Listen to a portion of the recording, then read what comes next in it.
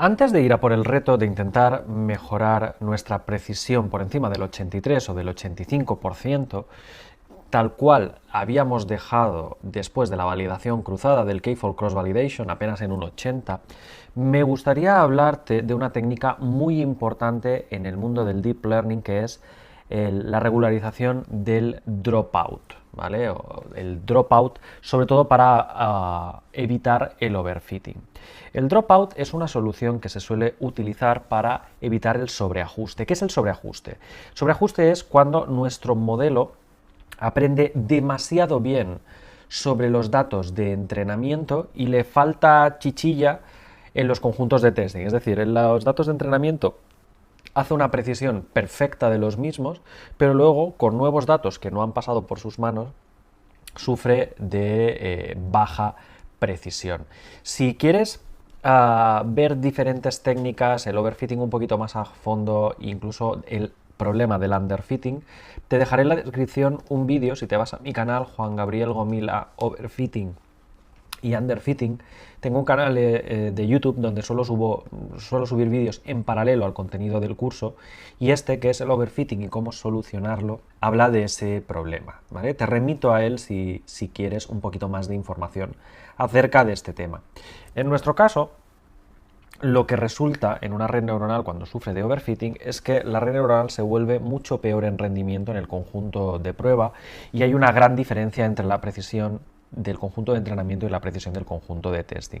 En general, cuando sufráis de sobreajuste, el modelo funcionará mejor para entrenar que no para validar, y una forma de detectar el sobreajuste es precisamente cuando observéis una gran varianza en las diferentes iteraciones del K-Fold Cross Validation. Aquí hemos dicho que la varianza era pequeña, la variación no era muy elevada, pero si tuvierais una varianza muy alta de una iteración a la siguiente, y observaréis que unas veces predice el 80% y luego el 60% y luego el 50% y luego el 95%, cuando las varianzas son demasiado elevadas, probablemente estéis sufriendo de overfitting.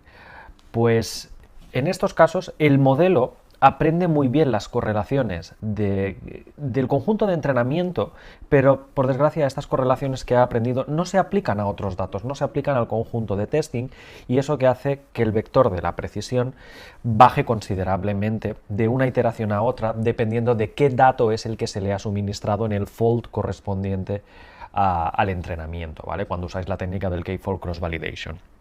Ahí ya se os tiene que disparar la alarma, detectar que tenéis una alta varianza y encender la técnica de corregir el sobreajuste. A ver, a mí en este caso no me ha hecho falta. ¿Por qué? Porque mi vector de precisiones no tiene una varianza demasiado elevada, y de hecho entre la más pequeña y la más alta apenas hay un 0,2% menos de diferencia en la precisión. Entonces, claro, como la mayoría se hallan alrededor del 79% de precisión y la varianza es inferior en torno al 1%, está claro que mucha variación no hay, así que esta red neuronal ha aprendido muy bien las correlaciones en los datos de entrenamiento y los aplica de forma similar en el conjunto de testing. En caso de que obtuvierais esa varianza muy alta, la técnica es añadir la capa de regularización por dropout para evitarlo.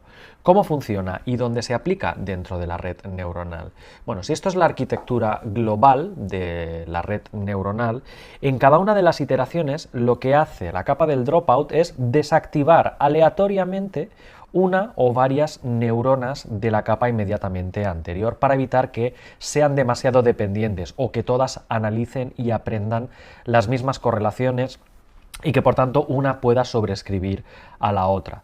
Cada una de esas neuronas ya sabéis que van aprendiendo las correlaciones independientes de los datos, pero claro, si algunas de ellas se acaban dependizando o acaban aprendiendo los mismos rasgos, o se acaban especializando tanto con los datos de partida que luego en el conjunto de testing dan malos resultados, el truco con la capa de dropout es que pues en cada iteración alguna de ellas se desactiva, de modo que sus valores aprendidos anteriormente son sobreescritos, y el hecho de que podamos hacerlo nos garantiza que las correlaciones que van a analizar, a entender y a utilizar para predecir van a ser más independientes, porque algunas neuronas habrán aprendido de ciertos datos, otras habrán aprendido de otros datos y así las neuronas se evita que aprendan demasiado.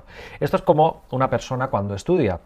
Si tú te estudias un tema de principio a fin, probablemente la primera vez no te lo aprendes todo, te aprendes ciertas cosas, luego la segunda vez te has olvidado de alguna y la otra la aprendes mejor, una a lo mejor no la descubrías y demás. Así que esto es cómo funciona la capa del dropout. Y a la hora de implementarla se puede hacer después de cualquier capa que tenga neuronas para aprender. Para ello, lo primero que hay que hacer importante es importar, del mismo modo que hemos importado la capa densa y la capa secuencial, la capa de dropout. Así que from keras.layers existe la llamada capa de dropout. ¿Vale? Capa de dropout, capa de olvido, capa de abandono, podríais traducirlo directamente.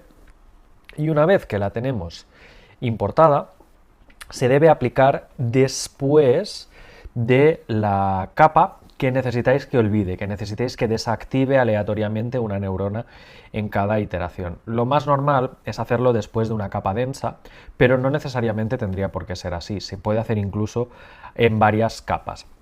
Si aquí, por ejemplo, en la primera capa oculta queréis que una de esas neuronas intermedias se olvide, lo único que tenéis que hacer es aplicarlo justo después. ¿Cuándo conviene aplicarlo? Si queréis un consejo, a mí me gusta aplicarlo a la capa de dropout después de todas las capas. Sobre todo es cuando tenéis más oportunidades de evitar el sobreajuste. Así que yo lo voy a aplicar en la primera capa y luego veréis que una vez creado es copiar-pegar al resto de capas que queráis. Y el truco está en añadir una capa de dropout que tenga baja probabilidad de desactivarse, baja será un 10% más o menos, y que a medida que vayáis detectando que un 10% no es suficiente, que seguís sufriendo de overfitting, le vayáis incrementando ligeramente ese porcentaje.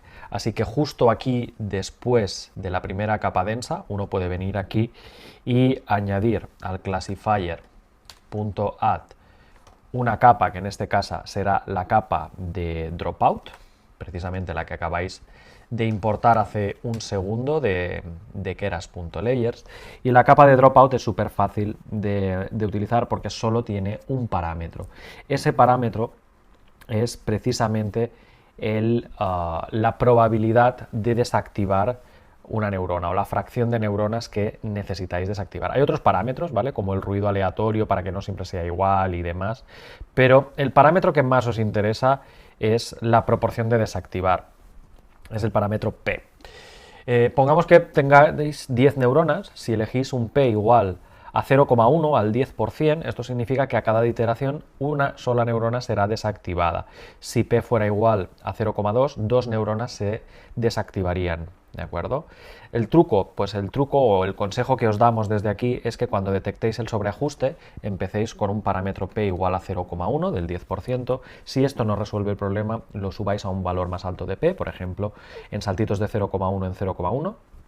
Pasaríamos a tener 0,2.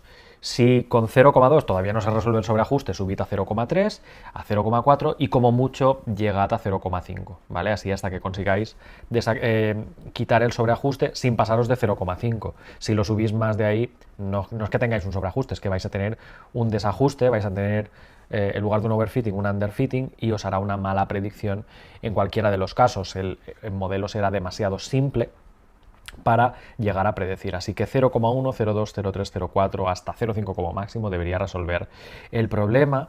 Y recordad lo que os he dicho, yo prefiero tener muchas capas de dropout después de cada capa densa que una capa de dropout con fuerte probabilidad de dropout, de olvido, ¿de acuerdo? Entonces, si luego lo queréis utilizar después de la segunda capa oculta también, se copia esta línea de aquí, ya está, esto es todo lo que hay que escribir. Se copia y se pega detrás de la segunda capa oculta, incluso después de la tercera, si quisierais, para obtener el resultado, ¿de acuerdo? Yo en este caso solo tengo dos capas ocultas, que son esta y la otra, porque la última ya es la de predicción, no vais a olvidar la de predicción.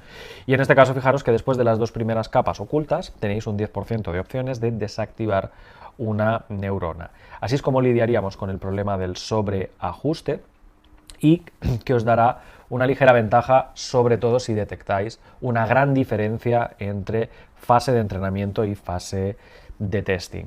Lo que nos falta es ajustar el modelo, por último, y encontrar los mejores hiperparámetros, el mejor número de epochs, el mejor número de batches, el mejor número de neuronas, intermedias y demás para obtener una precisión de predicción más elevada que la que tenemos hasta ahora y que tengamos finalmente un algoritmo la mar de exitoso. Pero de momento ya sabéis lidiar con el problema del overfitting y hacer que por lo menos la predicción no sea tan mala en los conjuntos de testing.